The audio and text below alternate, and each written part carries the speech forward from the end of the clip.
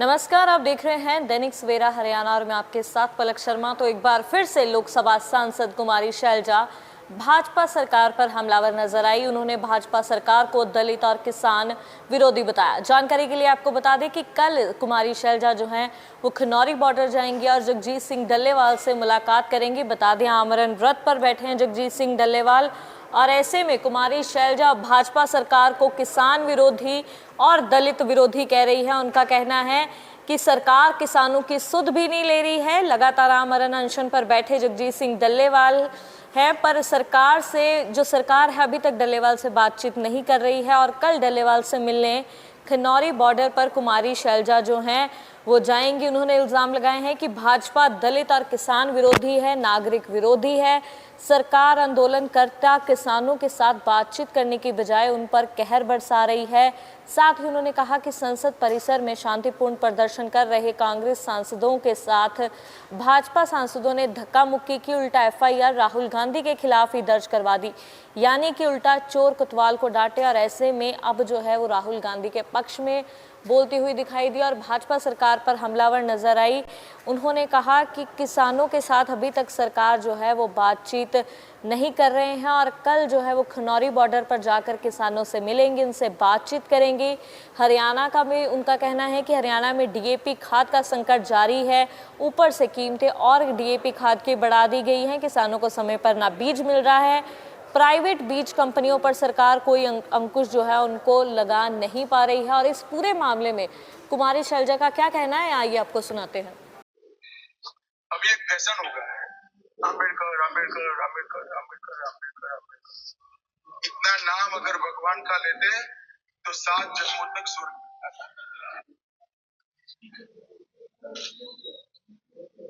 देख लिया। हाँ जी, इस मामले में आपका क्या कहना है? ये आपको इसलिए दिखाना चाह रहे थे हम, क्योंकि संसद में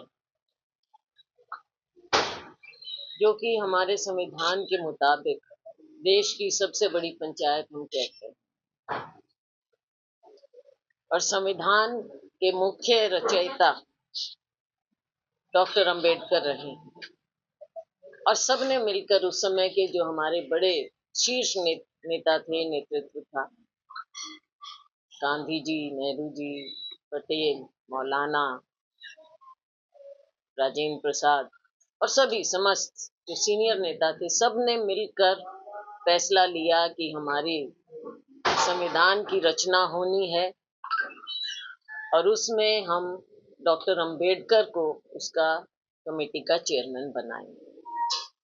कॉन्स्टिट्यूएंट असेंबली बनी और आज के दिन सारा देश मानता है, जहां एक और समस्त दलित वर्ग, पिछड़ा वर्ग, वंचित वर्ग डॉक्टर अंबेडकर को अपना आइकॉन मानते ही, वहां दूसरी ओर हर नागरिक के संरक्षण के लिए हमारा संविधान, हर नागरिक डॉक्टर अंबेडकर को मानता है, क्योंकि हर नागरिक की रक्षा के लिए हमारा मुख्य ग्रंथ हमारा संविधान है। और अगर हमारा मुख्य ग्रंथ एक हमारे स्वाधीन देश का हमारा संविधान हम मानते हैं, तो ये मजाक नहीं, मखौल की बात नहीं है। डॉक्टर अंबेडकर भी इस ग्रंथ के मुख्य रचयिता होने के नाते भगवान से कम नहीं हो सकते। संविधान के मुताबिक उनके मुख्य रचयिता वो। तो ऐसा मखौल जो मैंने आपको अभी वीडियो दिखाया, ये रिकॉर्ड का वीडियो है जो हमारी संसद में देश के गृह मंत्री ने जिस तरह से बोला, रिडिक्यूल किया, मखौल उड़ाया डॉक्टर अंबेडकर का। एक बार नहीं, कितनी बार, और जिस तरह से बोला, जी तक नहीं, बाबा साहेब नहीं, और फिर भगवान के नाम पर भी तो ये गृह मंत्री देश का जब ऐसी बात बोले तो क्या ये शर्म की बात नहीं? क्या उन्हें माफी नहीं मांगनी चाहिए? क्या उन्हें इस्तीफा नहीं देना चाहिए? क्या माननीय प्रधानमंत्री ने एक्शन नहीं लेना चाहिए? बजाय इसके प्रधानमंत्री जी उनको बचाने के लिए ही आ जाते हैं, उसको जस्टिफाई करने लग जाते हैं। माननीय स्पीकर साहब के ऑर्डर्स, डायरेक्शंस हैं कि क्योंकि देखो विपक्षी दल है, हमारे पास मिलते हैं, हम अपने मुद्दों को उठाते हैं। संसद की स्टेप्स हैं, जहां से नए नए संसद की मैं बात करूँ, पुराने संसद में भी हमेशा विपक्ष को जिसको अपनी बात उठानी होती वो स्टेप्स पर अपना विरोध प्रदर्शित करते थे, करते रहे हैं, हमेशा से ये चलता रहा है। नए संसद में भी स्टेप्स हैं जहां से होकर ऊपर अंदर जाते हैं। माननीय स्पीकर साहब की डायरेक्शंस है कि वहां पर कोई प्रदर्शन नहीं करेगा, कोई पार्टी नहीं करेगा।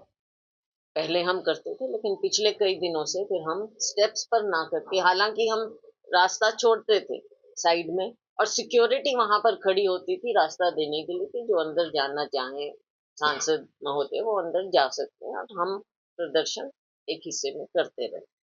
लेकिन उसके बावजूद हमने स्पीकर साहब की बात को माना।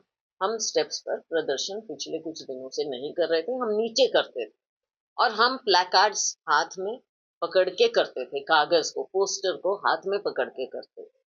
लेकिन दुर्भाग्य की बात ये है, और इनकी असली बात ये आती है कि विपक्ष का काम विपक्ष का है। हम अंबेडकर साहब की मूर्ति के सामने जाकर हमने प्रदर्शन किया और उसके बाद बड़े अनुशासित ढंग से हमारे नेता, हमारे अध्यक्ष खारगे जी, राहुल जी, प्रियंका जी और सभी नेता, हम बहुत अनुशासित ढंग से चलकर आए और संसद में हम आना चाहते थे। लेकिन हमने देखा और बड़े ताज्जुब की और सत्ता पक्ष के लिए शर्म की बात, हमने देखा कि सत्ता पक्ष के लोग, अब आप बताइए, विपक्ष तो अपना काम करता है, विरोध प्रदर्शित करता है, सत्ता पक्ष को क्या जरूरत है? हमने देखा कि वो सारे स्टेप्स पर, सीढ़ियों पर वो बैठे खड़े, नीचे भी खड़े हैं, अब उनकी संख्या ज्यादा है, लेकिन वहां पर खड़े होकर उन्होंने तख्तियां मतलब उनपे डंडियों पर, स्टिक्स पर अपने पोस्टर लगाए हुए थे, और जबकि ये अलाउड भी नहीं। हमने हमेशा हाथ में पकड़े और उन्होंने डंडियों पर, तो उनकी इंटेंशन क्या थी, क्या इंटेंशन थी? पहली बात, आपने डायरेक्शन भी नहीं मानी, और दूसरी बात, आप डंडे लेकर आए, क्या चाहते थे आप? और जब हम वहां पर आए तो उन्होंने बड़ा आक्रामक रोल वहां पर रुख अपनाया, हमारे नेताओं के साथ धक्का मुक्की की। खारगे जी खुद जमीन पर गिर गए, लेकिन हमारी आदत नहीं है इन चीजों को ज्यादा होकर, हम वहीं बैठ गए, प्रियंका जी भी बैठ गई और वहां पर उन्होंने हमारा रास्ता रोका। भाजपा के सत्ता पक्ष के लोगों ने हमारा रास्ता रोका, धक्का मुक्की की, और उल्टा राहुल जी पर इल्जाम लगा रहे हैं। राहुल जी ने किसको धक्का दिया? वो खुद उन्होंने कहा कि धक्का आया, फिर उधर से आया, फिर किसी और ने मुझे, किसी और से धक्का मुझे आया, और अब राहुल जी पर ऐसी बात। इस तरह की ओछी राजनीति भाजपा करती है, जाके FIR करवाते, राजनीतिक लड़ाई राजनीतिक हिसाब से लड़े, अनड्यू एडवांटेज लेते हैं सत्ता पक्ष होने का। खुद ही स्पीकर साहब की डायरेक्शन नहीं मानते, इन पर कार्रवाई होना चाहिए, स्पीकर साहब इन पर कार्रवाई करें। कांग्रेस ने भी तो कंप्लेंट दी है। पूरा हिस्सा मिलता तो आपको लगता है कि आप सरकार में होते? देखो, बात हिस्से की नहीं, अब कई कुछ ये बातें तो हैं कि इतनी सीटें हम क्यों हारे, कहाँ पर बागी बागी भी खड़े हुए, क्या कारण था, सीटें कई जगह कही जा रही हैं। मैं तो ये कहूंगी कि प्रभारी जी ने खुद कहा कि कितनी बोली, 13-16 जितनी भी उन्होंने अच्छा फिगर बोला है उन्होंने, जितनी भी बोली है उन्होंने, खुद प्रभारी जी कह रहे हैं कि इतनी सीटें गलत बांटी हैं। भाई आगे हम क्या बोले? आप नहीं कह रहे। किसानों का मुद्दा, किसानी का मुद्दा, भारतीय जनता पार्टी ने वादा खिलाफी की है हमारे अन्नदाता के साथ। 2 साल पहले उन्होंने कहा कि हम एमएसपी को कानूनी दर्जा, 1 मिनट, कानूनी देने के लिए हम करेंगे। क्या किया 2 साल में? और आज अगर किसान धरने पे बैठे हैं, अनशन पर बैठे हैं, आमरण अनशन पर बैठे हैं धन्यवाद, सरकार क्या कर रही है? क्या इनके कान पे जूं तक रेंगी है? क्या आगे बढ़े हैं? क्या जो 2 साल पहले आपने वायदा किया, क्या उस पर आप कुछ कर रहे हैं? बॉर्डर्स पर क्या हाल किया हुआ आपने पंजाब और हरियाणा के? कल हम जाएंगे, खनौरी बॉर्डर जाएंगे हम सब। तो खनौरी जा रही हो आप कल? जी, खनौरी जाएंगे, अपने नरवाने से पास है ना, जाएंगे तो उनका पूछेंगे, बात करेंगे। लेकिन जो सरकार है, सत्ता पक्ष है, उन्हें रीच आउट करना चाहिए। किसानों के दुख को, दर्द को समझो, क्या बात है, क्यों है, और क्या आपने जो वायदा किया उसमें आप कहाँ बढ़े हो भाई? क्या वो इतने किसान ऐसे नाजायज ना आप खाद दे पाते हो? बातें जरूर करते हैं, चाहे लोकसभा है, वो हमारे कृषि मंत्री जी बहुत बड़े क्लेम करते हैं, चाहे विधानसभा हो, वहां पे बहुत बड़ी क्लेम करते रहे मंत्री, मुख्यमंत्री जी, डीएपी की कोई कमी नहीं, यूरिया की कोई कमी नहीं, लेकिन लाइनें देख लेते, क्यों लाइनें लग रही थी अगर कमी नहीं थी? और अब तो कीमत भी बढ़ा दी, जो पहले ब्लैक में थी अब वो असली कर दी, कीमत तो बढ़ा दी, वेट घटा दिया, वजन भी कम वेट भी कम कर दिया, डबल मार हो गया। डबल मार कर दी। अच्छा, बीज भी नहीं ढंग से टाइम से मिल रहे थे, प्राइवेट कंपनियां कई बिल्कुल खराब कर रही थी, उस पे इनका क्या अंकुश था? सही बीज ना मिले किसान को, खाद ना मिले, टाइम पे ना मिले, महंगी कर दो, और फिर कहो तुम दोषी, तुम खाओ लाठियां, तुम खाओ अश्रु गैस के गोले। अभी एक फैशन हो गया है, अम्बेडकर अम्बेडकर अम्बेडकर अम्बेडकर अम्बेडकर अम्बेडकर। इतना नाम अगर भगवान का लेते तो 7 जन्मों तक स्वर्ग मिलता था। देख लिया? हाँ जी। इस मामले में आपका क्या कहना है? ये आपको इसलिए दिखाना चाह रहे थे हम, क्योंकि संसद में,